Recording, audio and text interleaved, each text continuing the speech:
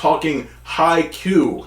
I thought we were talking about the ESPN streaming service. We were, but now here we are. I am one of your hosts, Bryan the Baltimorean. Find me right here on ScreenBlastPodcast.com, joined alongside the man, the myth, the legend himself. K9 Biscuits. Wakanda forever. Good for you. I was trying to do what you were doing. I have my arms crossed like this. I wasn't doing the whole like that. You should have been. Well, you know, let's do a time machine back. You know what's funny? In the Spider-Man 2 game, if you go to the Wakanda Museum, if you play as Miles, he does this. But like, if you play as Peter, he can't do it. I guess because he's not. I guess he's not black. He's not black, so he literally can't. That's funny. Well, it should have been. Would have been funny if if you're like playing as Peter in the Venom suit, he does it. Oh my god! Because then he's black. Because he's black. So I'm black. You get the pass. All right, so we're talking about obviously another anime feature here. We talked about Spy Family, and I think that we'll have two different perspectives going in. Let's get into the sort of movie detail here, and then we're going to keep moving and just get into this review. This might be briefer than we end up usually doing reviews, but we don't need to spend too much time on this. It's shit! Alright, end the podcast. This is alright. Let's go. Yeah. The May 31st is when it got the US and Canadian release, so we've got it, I would say, pretty late in comparison to other countries, notably Japan. This was made over at Production IG. It was directed and screenwritten by Susumu Mitsunaka and based from, obviously, the anime, the long, not super long running, but Haikyu itself. I kind of left the K out of it. I'm going to have to fix that. But music. You messed up. Is by Yuki Hayashi. Oh my god. Music is by Yuki Hayashi and Asami Tashibana. And the box office already has crossed $100 million. It is Japan's second best performing feature film so far in 2024. I do not at the moment. No. Okay. I didn't find it on my quick researching, so I did not see that. Mark, I want to know your thoughts on this series. If you've had any sort of pre-perspective on this series at all, and then we'll get straight into the review here after I share my thoughts. I think I've watched the first 2 episodes at like an anime club I go to that's like at a college. Do you want to give the address? Your mom's house. Why? At your avenue. What the fuck? At like Antimocracy Avenue. Brian's mom's house at Antimocracy Avenue, zip code 555 123. Yeah, I would love that's a real place. Anyway, continue. You put that in Google, it just autocorrects to your exact address or not. Like what? That'd be very depressing. Like, wait a minute, you could auto feed this shit? Bull, fuck you. All right, but go on. But like I remember seeing this at its first episode of the Anime Club and kind of blending with all like other sports animes, like a cool animation, kind of just there, but nothing against it. It's just like it's just something I don't get into immediately. It's something I don't look for on my own time. I wouldn't look for on my own time, so it's like. It's not something I will get to immediately. Maybe if I like just keep watching, I'll probably get into it. But like that's the same I feel about every sport anime I've seen so far. But they're all pretty decent. They're all pretty good. They have like good characters. I have not seen a sports anime that I just want to turn off. I just want to get out of. I'm pretty sure there's bad sports anime, but like a lot of them are just pretty solid. From like every time I see like the first couple episodes of some, because they pop up a lot in the anime clubs I go to. All right, so for Haikyu myself, this is a series that I was able to approach pretty well. I think I started with my sister during COVID on this series, and it was something that it was very easy to get into. I think if it's a sport that I wasn't significantly interested in, I hadn't played it since like elementary school, then it's much easier to. If it's like basketball or soccer, I don't know why, but I just have no inkling at all to ever watch an anime about that. I could care less. But volleyball, and it might just be the way that they direct and sequence the actual games, whether it's in the anime or in this film. I find them much more dynamic, and they're so much more close contact. I think that's the other thing is they make the actual court feel small, even though it is a large court. They make it feel small for everyone that's playing at one time, and this series has, I think, in comparison to a lot of, well, not in comparison to a lot of other sports anime, but it grows its characters, it grows its opponents very well. You get a lot of key development with the entire cast, and it's not just like the main character's story, the character with the orange hair. In fact, that's the one thing I love about this movie. I think it's right, but it's everyone's movie, or it's everyone's anime on the team, and that's one thing that I love very much is the team camaraderie. And I know that there are a lot of sports anime that are able to do that, but Haikyu has been the one that specifically has reached me the most in this sports genre. And just to be sure, it's haiku, like it's Haikyu, I think. Haikyu or like it's a haiku. I think it's Haikyu because it's Kyu, like Q. So Haikyu, I think. But you can say haiku. I've been saying haiku for a while. So yeah. Let's get into the overall, like, our thoughts on the movie. I tell you my expectations leading up to this movie. I mean, if you want, it's I can move past that, but you can go ahead. I didn't really have any expectations, so. Oh, because I have expectations because I didn't fucking watch the show, so I was like, why is it called the Dumpster Bell? Are they already telling me this movie's trash before I go see it? It should be this haiku trash movie, haiku dumpster fire. Don't go see this, it's trash.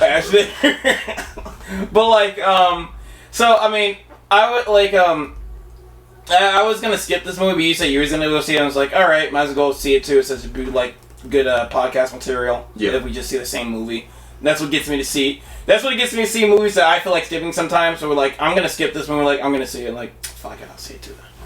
But I usually see a lot more movies than you see. You don't see. Yeah, but then on my side, I don't really like. If you say you want to see a monkey movie, I'm gonna be like, fuck that. Because I see every movie in the fucking theater anyway. So it's like I can just make time for this. You can't literally. I have a fucking subscription and shit. But like, in fact, I'm in a theater right now. Yeah. I wish I was. Dude, we can podcast in the theater. We should. Yeah, the way that these theaters are going, yeah, we can find a fucking empty ass theater and just start recording. Yeah. But like I just I found out through like just looking it up real quick, like it's like the season finale to like series. I think like some say series finale, but I find out later it's not even a series finale. But like it's like the series finale after a 4-season series. I'm like, oh jeez, I'm gonna be lost. Yeah, because like the thing with like what I like about the first, because that's not the first sports anime movie I saw. My number 2 for last year, my number 2 pick for last year was Slam Dunk, the first Slam Dunk movie, and that was a great movie experience. I love that movie, but like the thing about it was it's literally the first Slam Dunk, so it was like an origin movie, so no pre-knowledge required. Right. So, I mean, I was able to get into it easily, and, like, what I liked about it is, like, I don't care about basketball at all. I don't care about the mechanics of basketball. I don't watch basketball. I don't play basketball. Don't look at me while I'm playing those fucking Dave & Buster hoops games. I suck. But, like, the animation of the first Slam Dunk and, like, the basketball, I was into it. Like, I was feeling the suspense. I was feeling the drama, of the basketball situation. It was like a really entertaining like feature. And for this, it's like I wasn't sure, like this is like a series finale in a way. So it's like I just looked up a recap video. I saw 2 recap videos that are both 11 minutes. I just went through those, and it's like there's not too much big plot details. They seem to went over, because I was expecting like a deeper thing, because like my expectations here, finding out this was a series finale, my expectations when I go into the movie, the character's gonna be like, alright guys, let's do this thing, but unlike that thing in season 1 episode 4, but we got over it since the situation in season 3 episode 1, but after the MacGuffin in season 4 episode 7, this character just didn't develop. Oh, good. We just have to follow the same strategy we did in season 4, episode 9. And now here I'm just in the audience like, what the fuck are they talking about? But like it's luckily it was not like that at all.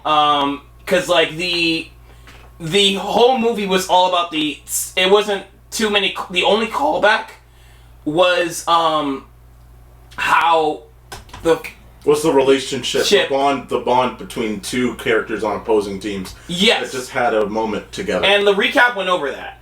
Yeah. And I pretty much got a gist of the relationships with the recap, where it's just like good, like Shoyo and the other dude were on opposing teams when they were kids, and they ended up in the same school. Yes. And they just kind of hate each other. That was the biggest breakdown of season 1. Like that was literally the biggest breaking point of season 1 was just getting that whole thing through. And these are rivals that are forced to be on the same team, have to learn to work together. Yes. And like I got the gist of that, and that like carried through the movie. And like and other than that, the movie was easy to follow. Yes. Just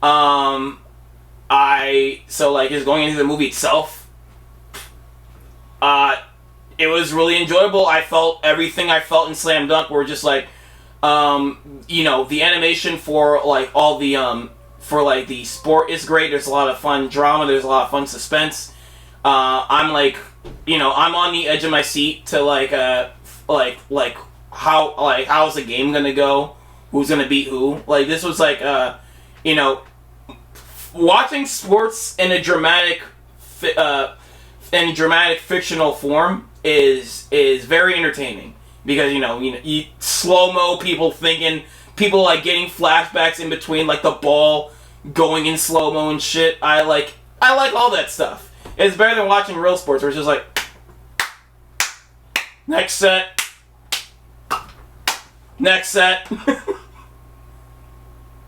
Oh, sorry, I didn't know if you had any more left. No, that's it. I just want to let you get your thoughts out on the dumpster battle here. Yeah, I again, as someone that watches sports, I found myself, again, it depends on the movie, where if it's too over dramatic with it, like that's where the Disney Channel movies fail, is you make it too dramatic, you make it too stupid, you make it too sort of flimsy, and I think that you lose that immersion to actually enjoy. I skip those movies. I think that that's the reason I do skip those movies. Yeah. Actually, a good comparison like between like this sports anime stuff is like Challengers really handles it well, where it's like I care about the characters a lot, so like when the actual tennis match happens at the end of that movie, like I'm on the edge of my seat for it. Right. Because it's like whoever wins or lose, like it means a lot to the characters I'm following.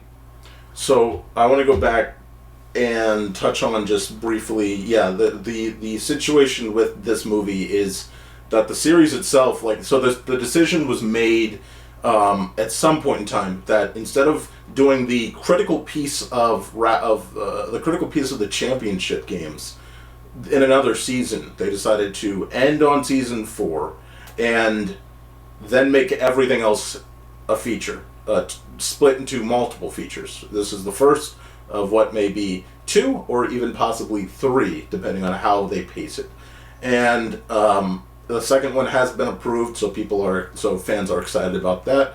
But there are a lot of manga readers that say that there obviously has been skip material because, of course, when you're in a 2-hour time frame, you're missing out on critical pieces that you could have had built into like a full-length season if they had gotten the chance to do so.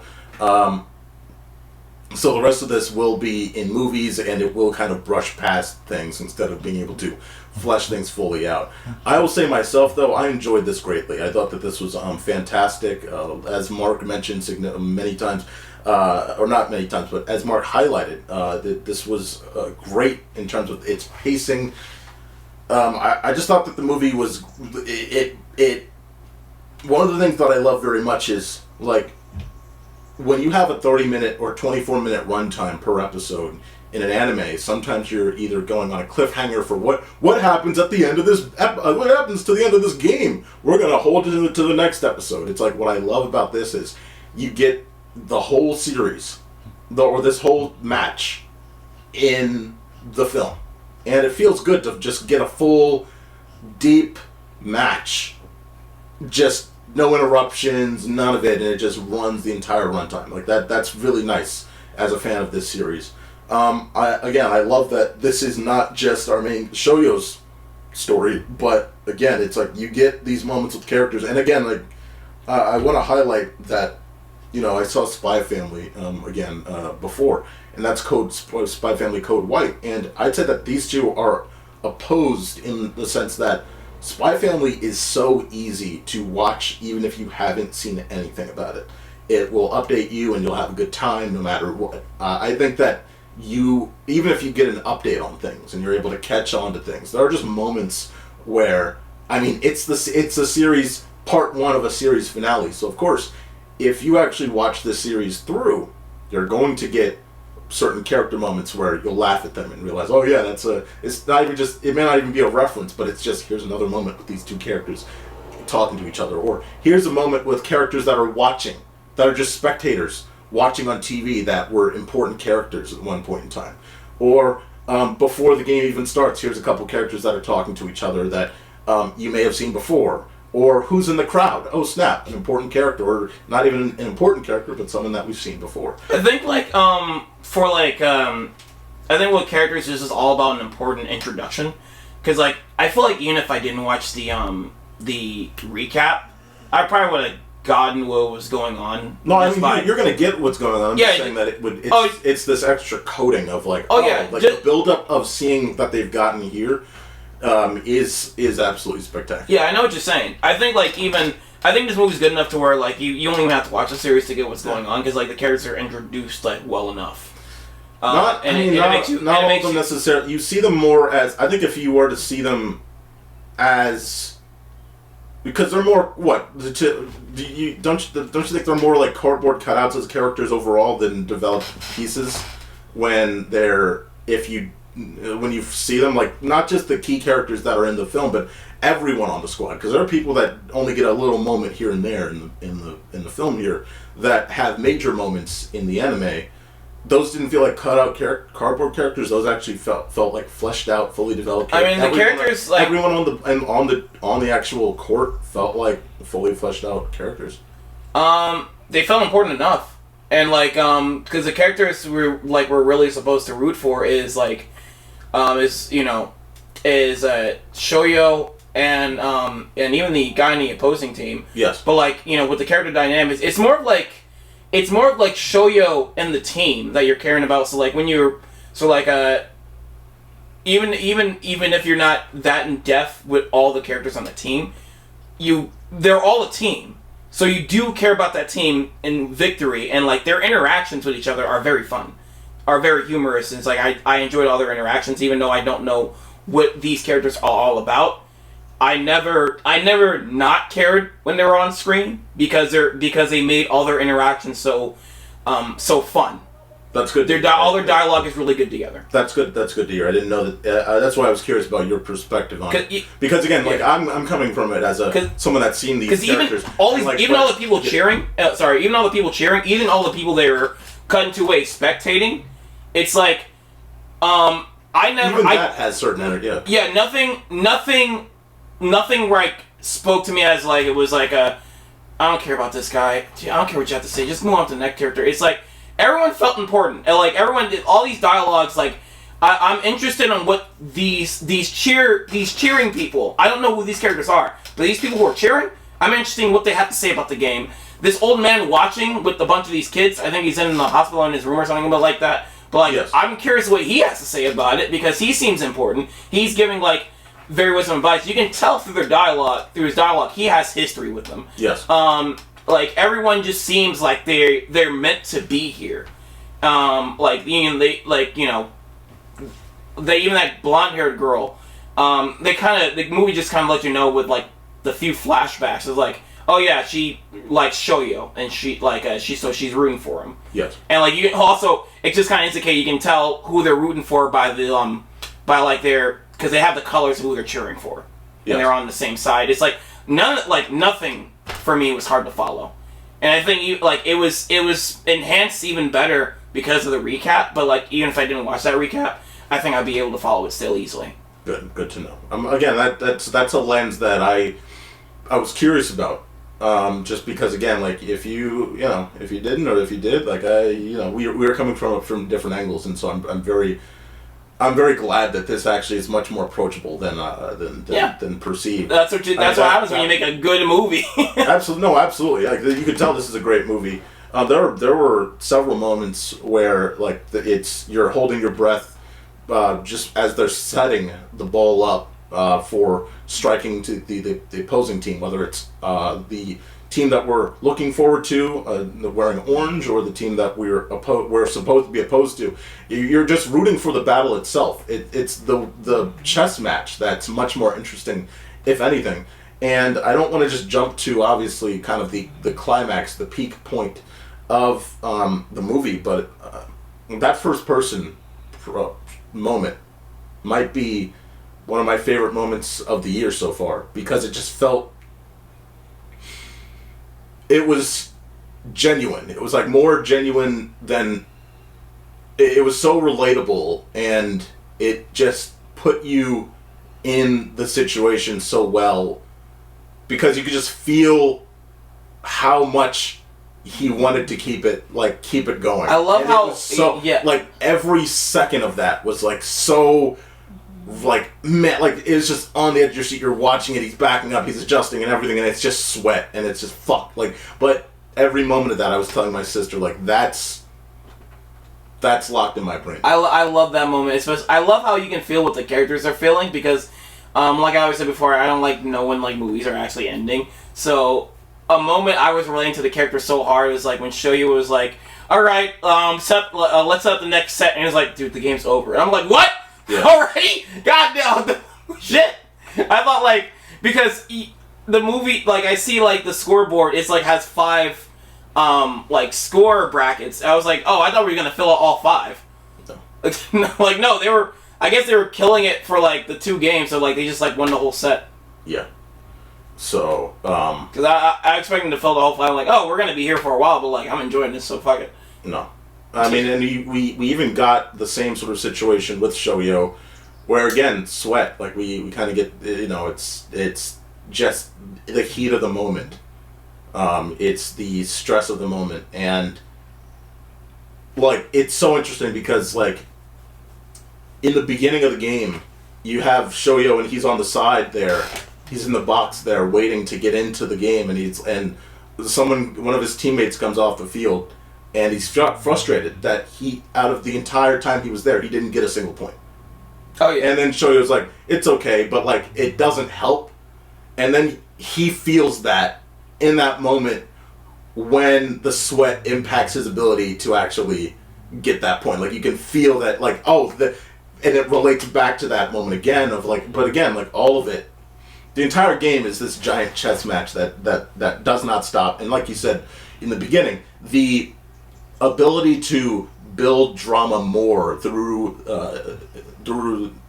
animation, and to actually pause in moments. Like they use timing very well in so many moments. You have the moment where the ball is coming into the orange team's court, on the orange side of the court, and the way that the shot is lined up, it's like, all right, someone's going to get this ball. But in fact, it goes right past them and they get the point. You remember that? Yeah. And it's like, oh, fuck, what? But that's just because they're using timing well in the direction of the film in the film itself. Yeah, man, like this is an easily rewatchable film because again, like you're just able to just hearing also that you could reach this out to anyone. It's fantastic. Yeah. And again, like when Shoyo actually gets his moment, also, and he's just cheering, and he's just top of his lungs. Yeah, he did it. It's like fuck yeah. You feel so good. You feel so good. And then on the other side, like when the other character, and again, I'm sorry that it's been a long day, guys. When the other character is like, "Thank you for teaching me volleyball," it's like that's just a beautiful moment because he's grown from this antisocial guy that was to himself and not really deeply into team-based stuff into this guy that is still he's still in that way, but when he turns it on, he's he's turning on that moment, or that mechanism is happening within him, and it's magical, and you can feel that he feels it within himself, like he's enjoying it to the utmost degree. Yeah, like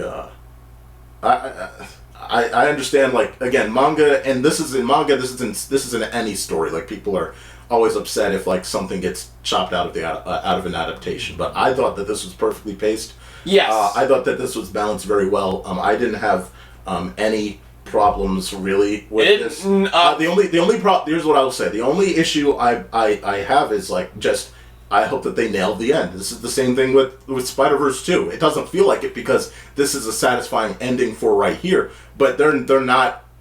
This isn't the end at all. This is just part one. I'm glad this was a good experience because, like, I was honestly not looking forward to watching this movie because, like, it's just, like I said, it's just going to be a bunch of references to the show and shit I don't understand. It's probably going to feel long because, like, there's going to be pacing issues because they're going to spend a lot of time referencing shit I don't know in the show. Yes. And it wasn't that at all. And it was like I said, like, just like the character, it was over before I realized. It was like, all right, next set, it's over. Yeah.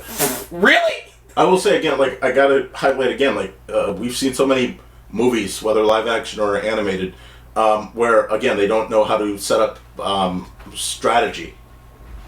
And again, they've done this already. Like the directors of Haikyu, they know what they're doing. Like, they've done this before in the anime. Like, it's great. But, like, again, it's just great to see in film, or it's great to see on the big screen strategy. That's it. Like, you just don't see that much anymore. Like, writing has gone down the toilet. Because I don't know, I'm on the edge of my seat to what either of these teams are thinking, because this team has a winning move, and then it's like how they're going to get through it. And they find a way to get through, and they can't use that winning move anymore. And, like, this other team found a winning move, and they're self-aware. They use it twice, and they can't do it anymore, so they have to think of something new. Yes.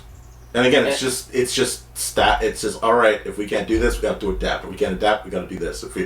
They're taking advantage of other players on other teams, or they're taking advantage of a certain player at a certain point in time that's sliding across the field or sliding across the court. So then, all right, this character can't be used, so we can use that to our advantage, and then we can win at this point. Like, I love so much about that, because that's intelligence.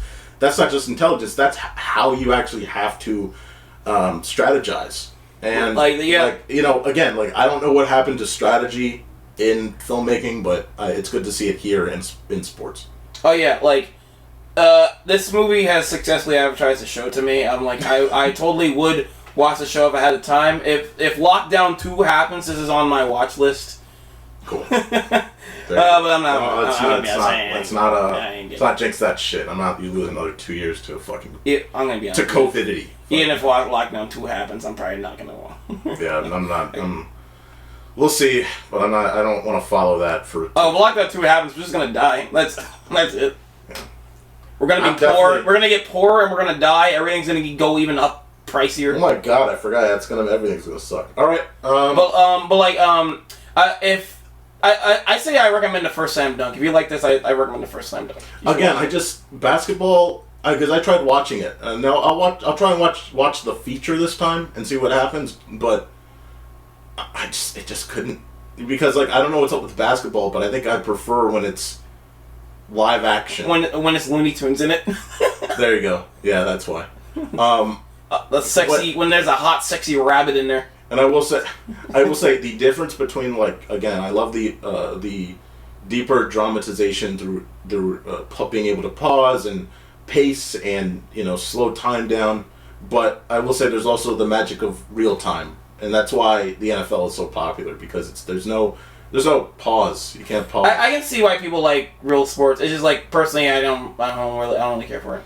It's like Strikers. Like, in Strikers, when Supercharged, or the newer one, when this movie is very much like that, where when you get the charge shot, notably in Supercharged, when you get the charge shot and you see that when your opponent does, and you see that they have it, and you can't get there in time, you're like, fuck, and everything slows down as that charge shot builds. It's like that's the energy that I get. It's like I know exactly, because I see people who like enjoy football and like I see them cheering. Like I know why. I just don't. The enjoyment's not there for me. An enjoyment that's like in a sport I do watch that a lot of people don't get into is esports and fighting games. Like I love fighting tournaments, and like I know like I get a lot of hype of like seeing like the like two guys like going at it in a fighting game, and like they're using like techs and certain combo moves and stuff, and like all people are like, you know, people outside of that field, all they're just seeing is it's just a fucking video game being played. That's it. But like you know, I see what, you know, I can see what people don't see, and like, you know, I can also see what I don't really care for that people like in sports. So I get it. It's just not for me. Understandable. As always. By the way, saw a dub. I enjoyed the dub. I think the voices are fitting. I think, you know, the voice performances is fine. You also haven't watched it in sub, so excuse me, sir. You know, I'm a dub person. Okay, look, we already went through this. Even if I start watching something in sub, as soon as I found there's a dub, I'm switching over. Cause I don't really care to watch. I want to appreciate the animation, but I just don't want to watch it on the screen all the time. And also sometimes, you know, maybe I want to check my phone for a second or go in my bag of snacks. But like, if I look away from the screen while there's dialogue there, I'm gonna miss a line or two. Aww. I don't like that. So no, dub. Again, I will say the modern day dubbing is like usually pretty solid. It's pretty solid. Yeah, absolutely, it's much better now. I will say the Japanese dub, where you have to read English subtitles, is again, I'm attached to what the characters sound like. It's the same way with Spy Family. I get it. You know, and it's like imagine if Bluey, instead of the Australian accent, they did it English. It's like, well, I'm attached to how the characters sound. Well, watch the French version of that one episode where Bluey finds a French dude, because they reversed it. It's like they made since Bluey speaks French in the French version, that French dude he finds speaks English. That's awesome. It's funny. Cool. But like, I mean, yeah, but like, it's usually just fine. I think the voices fit the characters. Fit the character designs I'm looking at. I mean, same thing with Spy Family. I think the voices for the Japanese version are very fitting. The voices for the English dub are fitting enough, so it's like I can get used to this. I don't mind it. I don't think this is bad. Fair. You know, you say potato, I say potato. So. This is not to say I don't like sub. I can enjoy sub. Yeah, I like Subway sandwiches. I like Jersey Mike sub. I don't want to read the bone subtitles all the time. I mean, I know this is blasphemy for most people, but like, same thing goes for live action shit. If there's like a cheesy ass dub where the fucking voices are over the lips, I'm just gonna go with that. The option's here, so I have to read subtitles all the time. Understandable. Again, like I'm more attached once I hear a voice. It's like if your voice changed suddenly to a completely different sound, like out of the blue. Like I know your voice. I've known your voice for the past 10 years. If your voice suddenly changed to German, I'd be like, I'm not attached to this voice. What the fuck is this? It's the same. Like it's the same way with. I think I just get so. My business want to sound like this now. Yeah, exactly. I'd be like, Mark, look. I mean, you're cool as you're a great friend, but like. I'm on the podcast too. What the fuck? Like, yeah. So, yeah, but that's all. I think that this is like a 9 out of 10 for me. I don't at the moment, like, it's probably, it may or may not be in my top 5 by the end of the year, but it is one of those that... I can tell you right now it's in my top 5 because there's not much competition. 3, 2, 1.